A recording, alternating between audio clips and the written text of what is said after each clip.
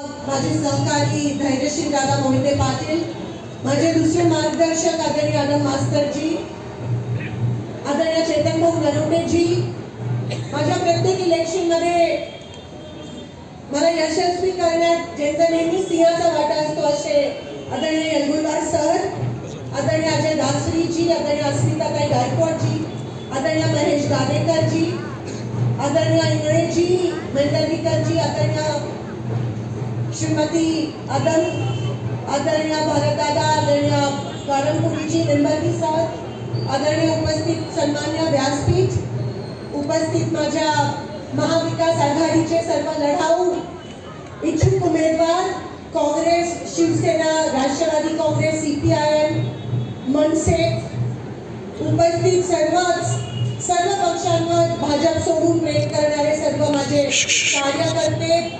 लोकशाहीची ज्वाला ज्वलंत ठेवण्यासाठी रात्रंदिवस एक करणारे उपस्थित सर्व कार्यकर्ते आणि भाजपचा खरा चेहरा एक्सपोज करणारे सर्व माझे पत्रकार बंधू आणि भगिनी, आम्ही तुमच्या सोबत आहोत.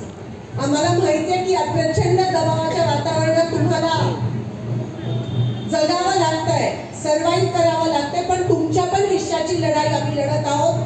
फक्त 15-20 दिवस साथ द्या. कितीही दबाव असला तरी आम्ही ही लढाई लढतो याची जाणीव ठेवून आम्हाला पण तेवढी स्पेस द्या जेवढी तुम्ही भाजपला देता. मी जास्त वेळ घेत नाही. सर्व उमेदवारांना प्रचाराला जायचे, संध्याकाळची वेळ आहे, सगळे घरी येतात. होम टू होमवर आपण भर देतोय. मी एवढं सांगू इच्छित आहे की रात्र वैराची आहे आणि आपल्याला सगळ्यांना ही सुरुवात आपण चांगली केली आहे आणि जेव्हा सुरुवात चांगली होते तेव्हा 50% 70% लढाई तिथे जिंकली जाते. ही लढाई आजची आणि उद्याची लढाई नाहीये. ही लढाई सोलापूरच्या प्रतिष्ठेची लढाई आहे. ही लढाई देशाच्या आबरूची लढाई आहे, महाराष्ट्राच्या आबरूची लढाई आहे. ही लढाई इंडियाची लढाई आहे. मी आत्ताच धैर्यशील दादाने सांगत होती की महाविकास आघाडी लढतोय, पण हा इंडिया अलायन्सच झाला तसं बघितलं तर. आणि ही देशाची लढाई आहे. कारण का स्वातंत्र्याची लढाई जेव्हा लढलो तेव्हा आपण कोणीही त्याच्यामध्ये सहभागी होऊ शकलो नाही. ते आपल्या नशिबात नव्हतं, आपला जन्म त्यावेळेस झाला नव्हता. ही दुसरी स्वातंत्र्याची लढाई आहे जी आपण लढत आहोत. हे फक्त निवडणूक जिंकण्यासाठी आपण लढत नाही आहोत. लोकशाही टिकवण्यासाठी, संविधान वाचवण्यासाठी, लोकतंत्राला मजबूत बनवण्यासाठी, गोरगरिबांना आवाज देण्यासाठी, बेरोजगारी दूर करण्यासाठी, महागाई कमी करण्यासाठी आपण ही लढाई लढत आहोत. प्रशासनावर प्रचंड दबाव, 48 तास झाले पण अजूनही उमेदवारांची यादी डिक्लेअर झाली नाही. मी रिटर्निंग ऑफिसर जे कमिशनर आहेत त्यांना फोन केला, नाही आमचे अधिकारी नवीन आहेत, असं आहे, पहिल्यांदाच. ठीक आहे, निवडणूक आपण पहिल्यांदा लढतोय का? अनेक निवडणुका, हा कदाचित निवडणूक लढायची सवय झाली नसेल कारण का 9 वर्षात तुम्ही निवडणूकच घेतली नाही. अघोषित आणीबाणीच्या विरोधात ही आपली लढाई आहे. ही जाणीव ठेवून आपण ही लढाई लढतोय. प्रशासनावर प्रचंड दबाव आपण बघितलं. एबी फॉर्म काय, कोणताही फॉर्म, कोणतेही कागदपत्र, चिठ्ठी सुद्धा तुम्ही 3 वाजल्यानंतर देऊ शकत नाही. आपण त्याचा विरोध केला पण आपला विरोध वारंवार फेटाळला. आणि काय कोणीतरी म्हणाला सगळं अघोषितच करून टाका ना, सगळं अनडिक्लेअर्ड करा. बरं, अनडिक्लेअर्डच्या मागे पण मला कळत नाही, नोटा नाहीये का? नोटाचं काय झालं? इलेक्शन तुम्ही घ्यायलाच पाहिजे. 51% जर नोटाला पडले तर कसा काय तुमचा कॅन्डिडेट निवडून येतो? कसं काय तुम्ही तिकडे अघोषित अनअपोज डिक्लेअर करता मला सांगा. त्याच्यासाठी पण आम्ही रेट पिटिशन दाखल कोर्टामध्ये. काय चाललंय का? हा मुद्दा पत्रकारांनी उचलून धरला पाहिजे. कसं काय तुम्ही अनअपोज करता? नोटाचं कारण काय? मग नोटाचा उपयोग काय?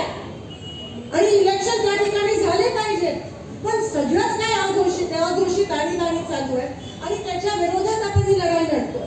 आज 9 वर्ष सोलापुरात महानगरपालिकेचे नगरसेवक नाही, जिती झाला नाही म्हणून मनमानी कारभार आहे. तिकडे नियंत्रण ठेवायला कोणी नाही आहे. मुद्दामून केलंय कारण त्यांना टेंडर उचलायचे होते. जेव्हा जनरल बोर्ड असतो, जेव्हा नगरसेवक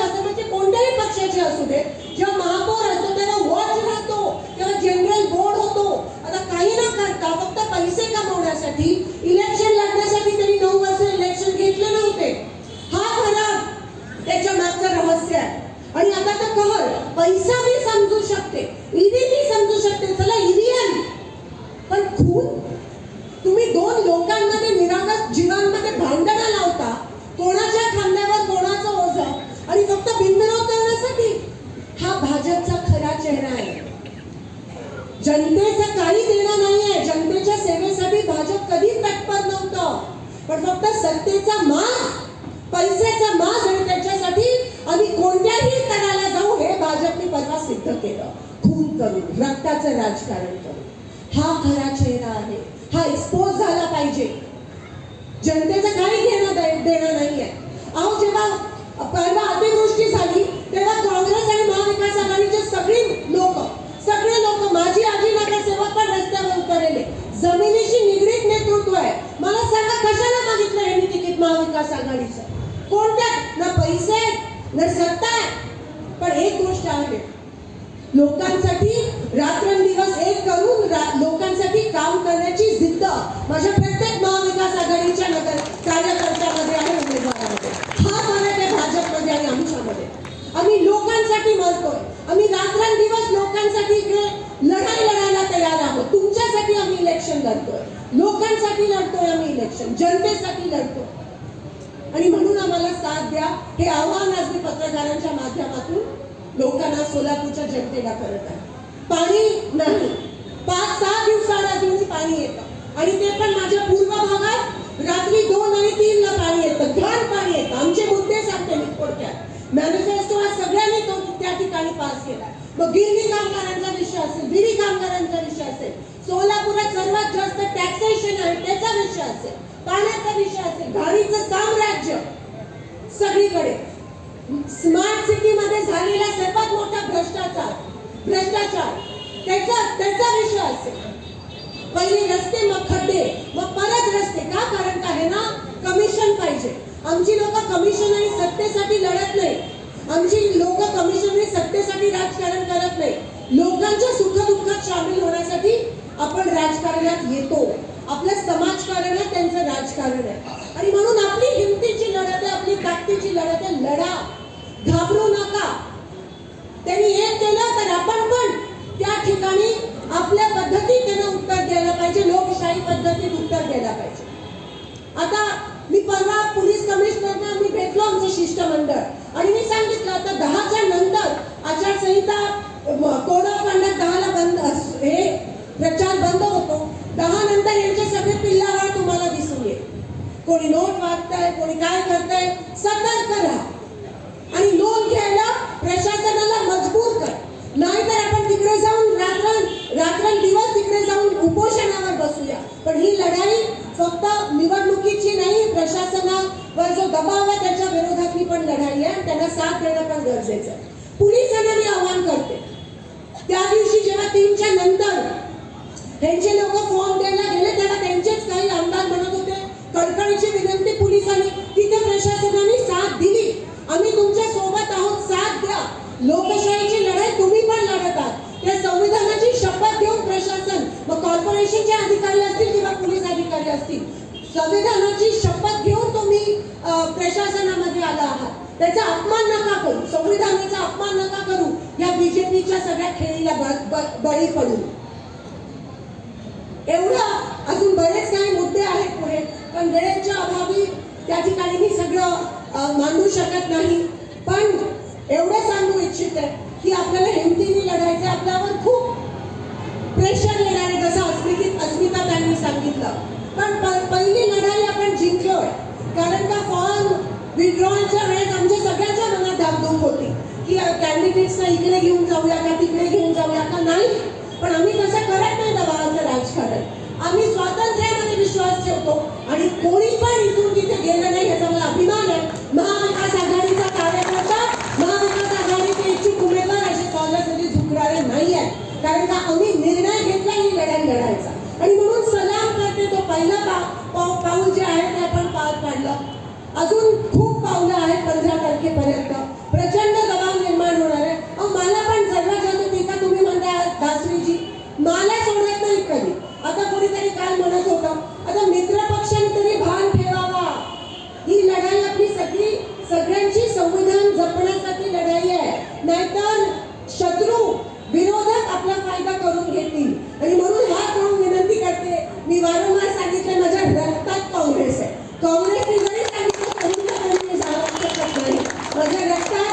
माझा जीव आणि प्राण मी या संविधानासाठी आणि देशाला द्यायला तयार आहे. आणि म्हणून या पद्धतीची हात जोडून विनंती करते, दिशाभूल करू नका, कारण का याचा फायदा विरोधक कुठेतरी करून घेईल. आणि आपण सगळे ही लढत आपण सगळे संविधानासाठी लढत आहोत. म्हणून या लढाईला कुठेतरी कमकुवत गालबोट लावू देऊ नका, अशी मी माझ्या सगळ्या सहकार्यांना विनंती करते. एवढंच या ठिकाणी आज मी बोलते. आज आपण सगळे एकत्रित आहोत. आपली एकी बघून मला असं वाटतं बीजेपीच्या स्वतःमध्ये, तुम्हाला माहिती आहे काल त्यांच्यासाठी प्रचार सभा झाली, त्यांचे आमदार त्यांच्यामध्ये एकी नाही आणि हे आपल्याला सगळ्यांना माहिती नाही. आपल्याला एक्सपोज करणं गरजेचं आहे. सोलापूरच्या विषयावर, विकासाच्या विषयावर आपण इकडे लोकांच्या समोर जाणं गरजेचं आहे. आपल्याला त्यांच्या पातळीला इलेक्शन घेऊन आणायचं नाहीये, ती आपली संस्कृती नाहीये. ते लाडक्या बहिणीच्या माध्यमातून महिलांची आबरू विकत घेण्याचा प्रयत्न करून महाराष्ट्राची आबरू त्यांनी कमकुवत केली आणि महाराष्ट्राची आबरू त्यांनी खाली केली. आपण महाराष्ट्रासाठी आणि या देशासाठी लढत आहोत. आपली सुसंस्कृत लढाई असायला पाहिजे आणि म्हणून आपण लोकशाही पद्धतीने ही लढाई लढायची.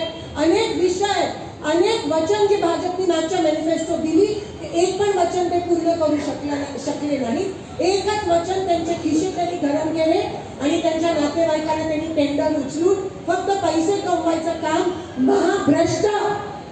भ्रष्टाचाराचं काम मागच्या 10 वर्षात भाजपने या ठिकाणी केले असा आरोप आपण करून जनतेची लढाई लढूया. घरोघरी जाऊन लोकांना हे सांगणं गरजेचं आहे. त्या पद्धतीत आपण सगळ्यांनी एक सुरात हा प्रचार केला पाहिजे.